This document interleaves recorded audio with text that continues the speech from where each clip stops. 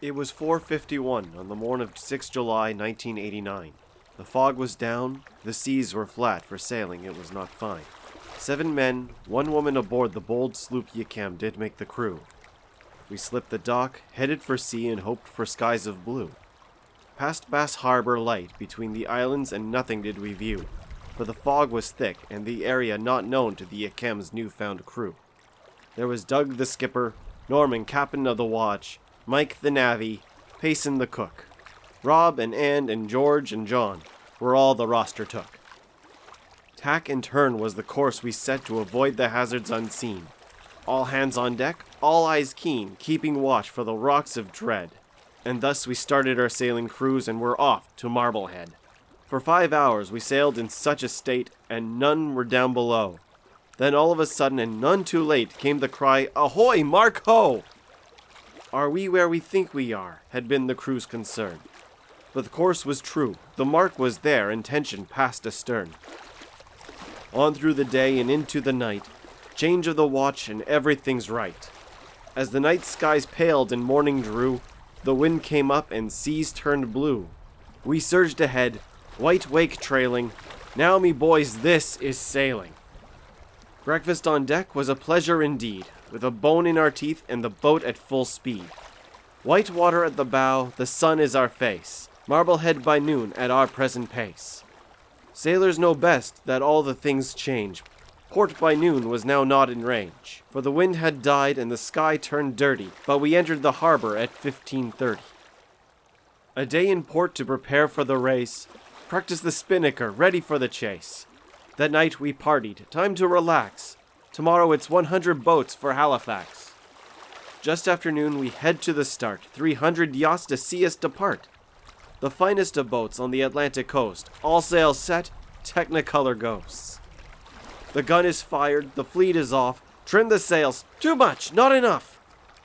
The sloop sails well, set on a broad reach, and the crew is elated to be away from the beach. The wind always moving shifts directly astern. We're thankful to skipper for the lessons we learned. Pop the chute went quite smoothly. A huge sail set full is a sight to be seen.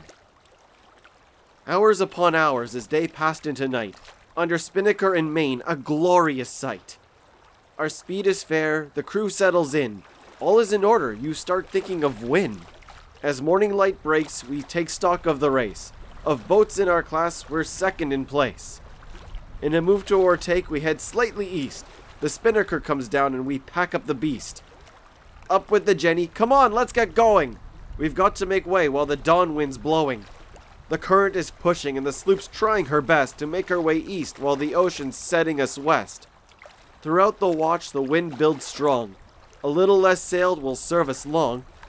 Clouds look like storm, the barometer falls. Weather'll get dirty is the common ship's call. Black sky, black seas with white icing tops. Spindrift is flying. Doug orders number 2 dropped. Reef down the main, now reef it again. Now we've got fog. Lord, now it's rain. The wind it howls, the waves look like mountains. The spray cascades in power-driven fountains. All crew wear strong harness and hull hands get raw. Keep her straight at the helm, don't let her yaw. So busy we are, we're hardly aware that daylight is gone, only darkness there. Then thunder, then lightning, a true sailor's storm. Half frozen on deck, half below keeping warm. One last fix taken on the electronic gear. When all systems off, lightning's the fear. We're far off the coast, no danger there. It's the height of the waves that give us a scare. Yquem sails well and there's faith in us all. Then suddenly I hear engines is the helmsman's call. All hands on deck as watch is expanded. Where's that damn ship? The captain demanded. Below the navvy works the radio like mad. Makes contact with a trawler. The position is bad. Alter course to the north is the instant order. We've got to go up to make way around her. All eyes are peeled, staring into the night, but we saw nothing of her, nary a light. A few minutes later, the danger is over. The off-watch goes back to the warmth of their cover. On deck, the watch captain stands ever alert. One hand for yourself and no one gets hurt. The blow starts to quiet as we sail out of the curse. She's still hard to steer, but we've gone through the worst. Hard going a while, but nothing too bad. Next watch comes on. Ours heads to bed. A creak, a groan, a hell of a jolt. We're back in the storm, a new lightning bolt. A look at the chart and we've sailed through the eye, into the rear of the gale. Will it ever blow by? This one is worse. The noise is like war. You wonder if the boat will take any more. We all work as one to batten her down. Then a crack like a bomb and the mainsail was blown. All hands on deck, safety lines on. Jump to it, mates. Get that sail down. Payson is lifted 2 feet off the boat, but safely he lands. Our cries die on our throats. Slow work it is to get rid of that sail. Together we struggle along the lee rail.